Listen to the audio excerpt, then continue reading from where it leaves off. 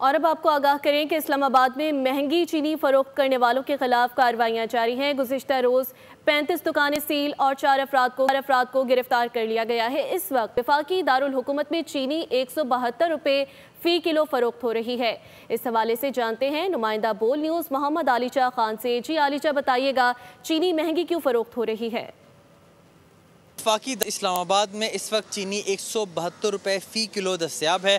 DC Islamabad Irfan नवाज़ मेमन की जानिब से गुज़िश्ता रोज़ भी मुख्तलिफ मकामात का दौरा किया गया और जो फूड सिक्योरिटी इंस्पेक्टर हैं और प्राइस कंट्रोल इंस्पेक्टर हैं उनकी जानिब से मुख्तलिफ मकामात का दौरा किया गया। वो हमारे साथ एक शहरी मौजूद है, इनसे गुफ्तगू करते हैं।